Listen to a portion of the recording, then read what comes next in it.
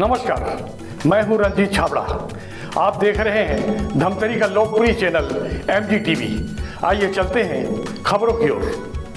ग्रामीण पृष्ठभूमि से शहर आकर सर्व स्वीकार्य बने सहायक जिला शिक्षा अधिकारी श्री लक्ष्मण राव जी मगर की शासकीय सेवा यात्रा काजल की कोठरी में रहकर बेदाग निकलने जैसी है। शासकीय सेवा से निवृत्त हुए श्री मगर के शुभकामना समारोह में आम नागरिक और समाजजनों से लेकर हर वर्ग क्षेत्र से जुड़ी हस्तियों ने समारोह में पहुंचकर उन्हें शुभकामनाएं देते हुए उज्जवल भविष्य की कामना की।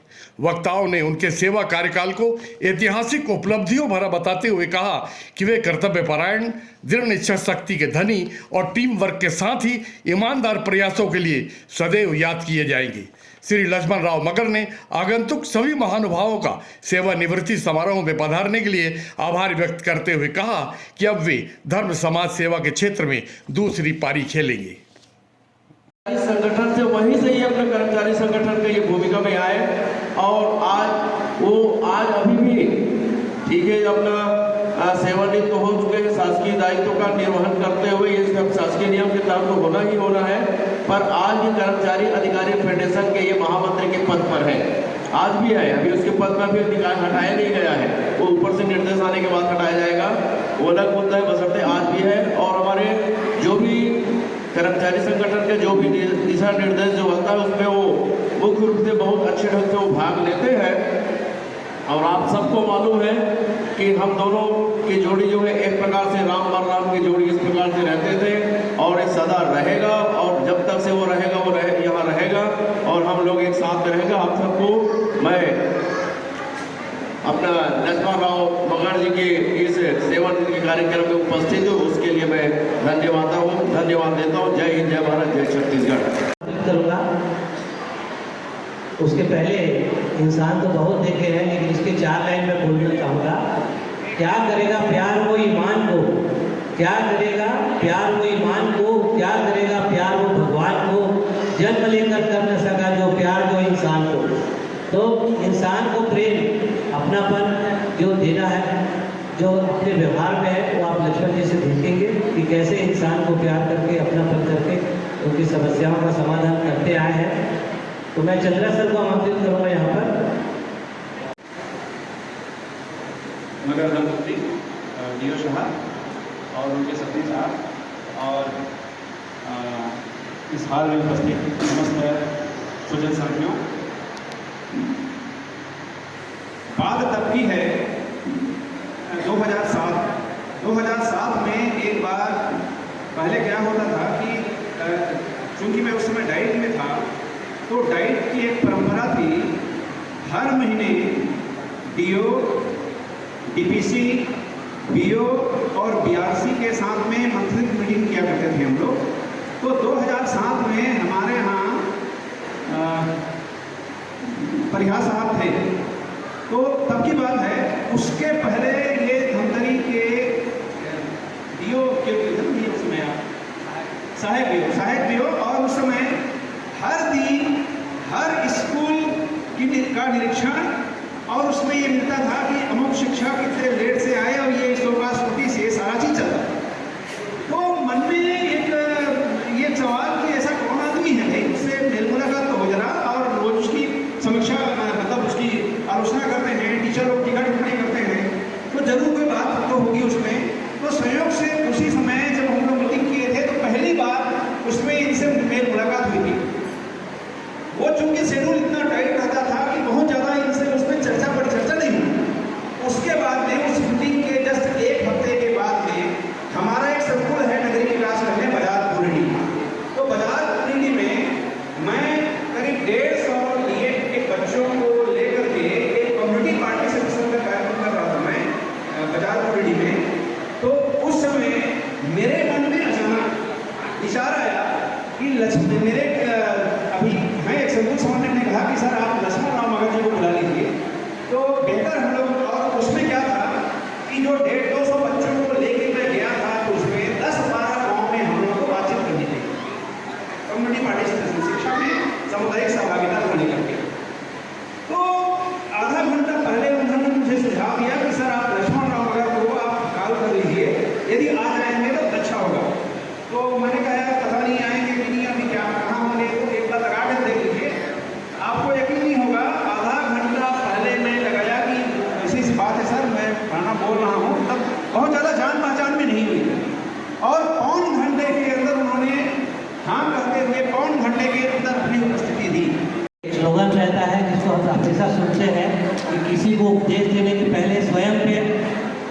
आचरण पे लाना चाहिए।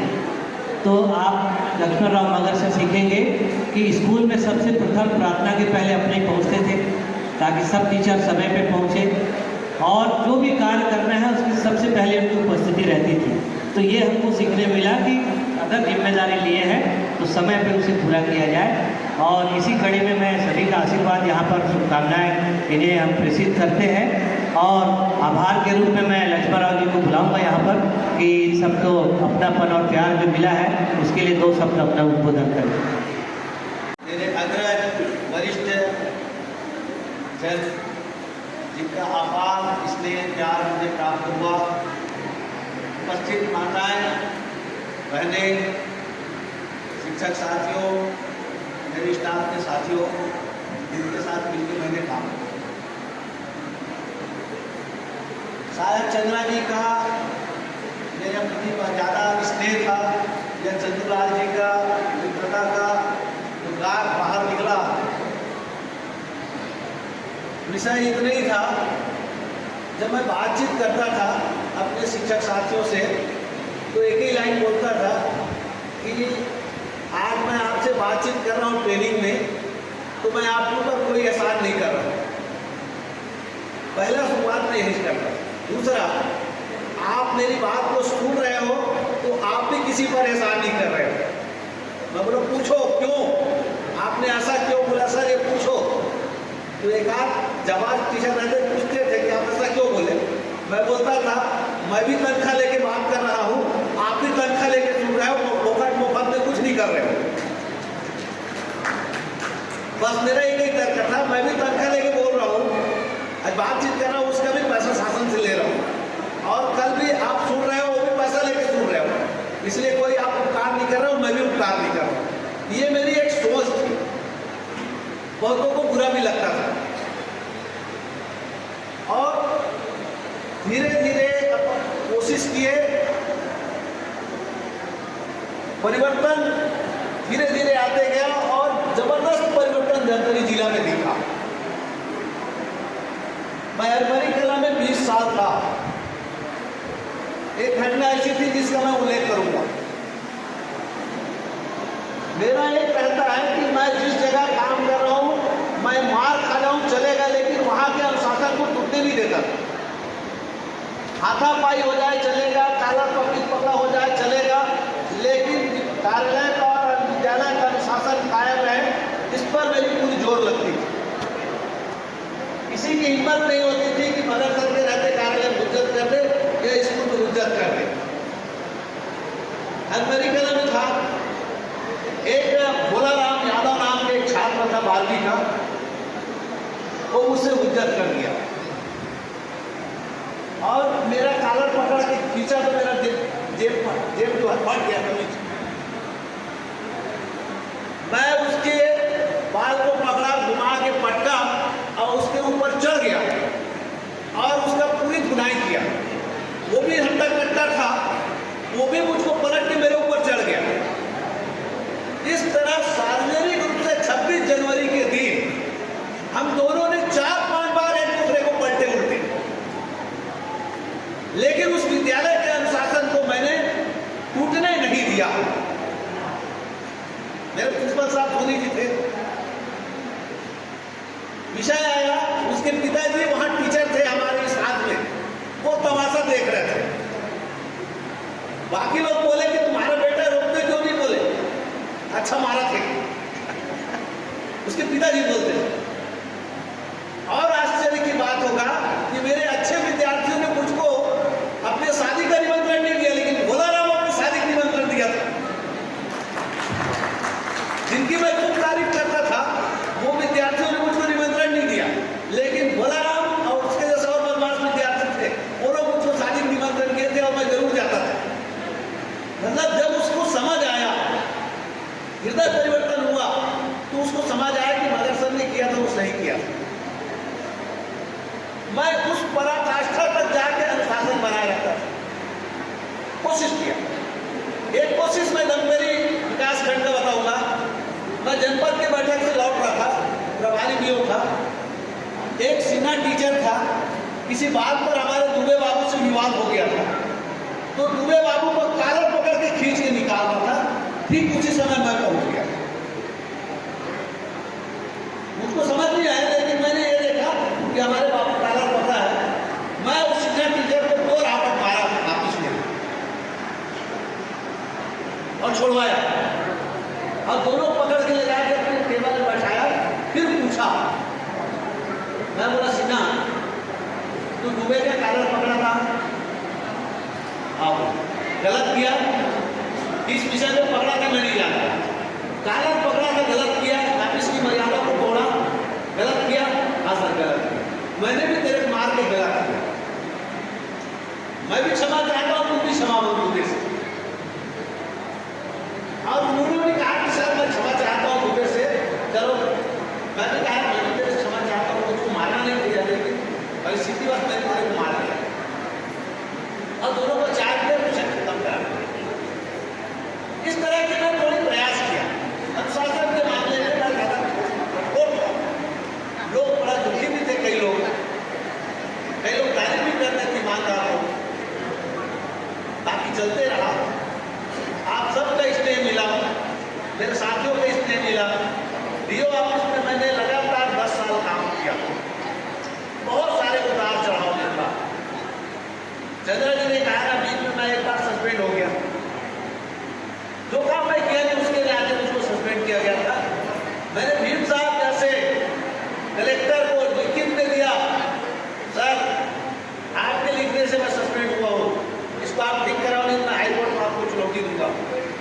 बोले मैंने लिखा है, बोले एल्मा का दस्तखत है, वो मैं नहीं जानता, कलेक्टर माने कलेक्टर, आपने मेरे खिलाफ लिखा है, आप उसको ठीक करवाइए, नहीं तो मैं आपको हाईकोर्ट में ले जाऊंगा। उनको लिखना पड़ा कि लक्ष्मण राव मगर सही है, इसके निलंबन निरस्त किया जाए। सेक्रेटरी को मेरा निरस्त हो। एल्मा साहब को सार्वजनिक रूप से माफी मांगना पड़ा। मैं 7 बार हाईकोर्ट लड़ा हूं, लेकिन किसी नेता के चरणों में नहीं गया। अपना जो भी प्रॉब्लम रहता था मैं चैलेंज के साथ हाईकोर्ट जाता था, 15-20 हजार खर्चा करता था और अपने पक्ष में निर्णय आ ही जाता था। पिछले शासन कांग्रेस का शासन काल था, मेरा 4 बार ट्रांसफर हुआ, लेकिन मेरी खुंडा भी मजबूत गड़ी हुई थी। ऐसा कैसा हिला दोगे? मैं वहीं रहा और वहीं रिटायर हो गया। तो दृढ़ इच्छा शक्ति आपको सफलता तक ले जाएगी। जैसे मैंने कोशिश किया, सफलता असफलता की मूल्यांकन समाज करेगी, मैं अपना खुद मूल्यांकन नहीं कर सकता। आगे मेरा जो जीवन का लक्ष्य मैंने रखा है, मेरा पारिवारिक दायित्व पूरा हो गया है, बच्चों की दृष्टि से मैं निश्चित हो गया हूँ और कोई मेरे पास काम नहीं बचा है।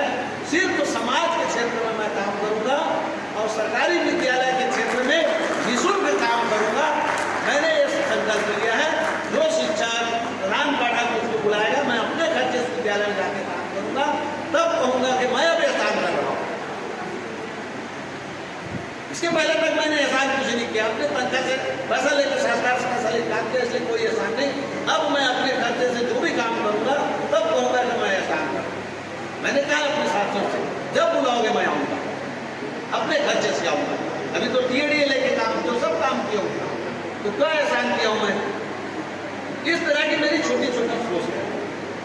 और एक और महत्वपूर्ण विषय है जिसको मैं कहना जरूर चाहूँगा। मैंने 38 साल शिक्षा विभाग में काम किया।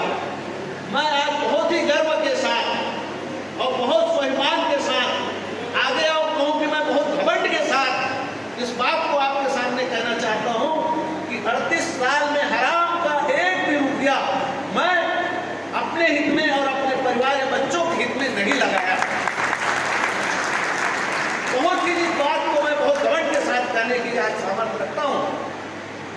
तो ये मेरा एक गुण मुझको मिला है, तो मेरे पिताजी से मिला। वो बहुत कर्मठ व्यक्ति थे, बहुत कम पढ़े लिखे थे, गांव के थे। वो किसी की रहर को हमको ला के चुरा तोड़ के लाके या लाकड़ी तोड़ के लाके नहीं खिलाते थे, तो दूसरा का इसलिए नहीं खाना। ये जो भाव उसके अंदर का जो मेरे संस्कार में पड़ा, मैं उनके बहुत नजदीक रहा, तो ये चीज मुझको मिला। जीवन में मैंने कुछ नहीं पाया, मान लेता हूँ, लेकिन मैं वो चीज मैंने पाया कि आज मैं छाती ठोक के कह सकता हूँ कि 1 रुपया हराम का भी मैंने अपने घर परिवार में लेके नहीं गया, न कोशिश किया। लोग दिए उसको भी लौटा दे, धमका के लौटा देता हूँ। तो ये मेरी छोटी सी दिनचर्या थी। आप सबसे मेरा निवेदन है, जिनका बचा है आप भी कोशिश करिए, आपको बहुत मान सम्मान मिलेगा, सब मिलेगा। इतना कहते हुए आप सब उपस्थित हुए मेरे छोटे से कार्यक्रम में, मैं आप सबका हृदय से आभार व्यक्त करता हूँ, धन्यवाद देता हूँ। आप सबका स्नेह और प्यार के कारण मैं जो भी कर पाया, आप सबके स्नेह और प्यार के कारण कर पाया। दीपक जी ने कहा कि समाज, मैं मराठा समाज के सब समाज में काम करता हूँ, सब समाज में, सर्व हिंदू समाज का गठन सुबोध राठी और आप लोगों ने मिलकर, हम दोनों की कल्पना थी धमतरी आने के बाद, जो न सर्व हिंदू समाज को एक मंच पे लाया जाए। और धीरे धीरे हमारे इस विषय को लेकर हम लोगों ने लखोटिया भैया के पास बैठे और साथियों के साथ बैठे। आज बृहद विशाल वृक्ष के रूप में वो सर्व हिंदू समाज खड़ा हो चुका है, जिसमें 56 हिंदू समाज जुड़ा हुआ है। ये छोटे छोटे प्रयास हैं, आगे इसी पर काम करते रहेंगे। तन समर्पित मन समर्पित है मातृभूमि, और मैं क्या करूं तुम पर अर्पित, यही भाव मेरे साथ है। मैं समाज पर समर्पित रहूंगा, जिनको जो मेरी जरूरत होगी मैं निःशुल्क काम करूंगा। आप सबको पुनः आभार, धन्यवाद, आपने स्नेह और प्यार दिया। और मैं सबसे आग्रह करूंगा कि बहुत विलम्ब हो चुका है कार्यक्रम।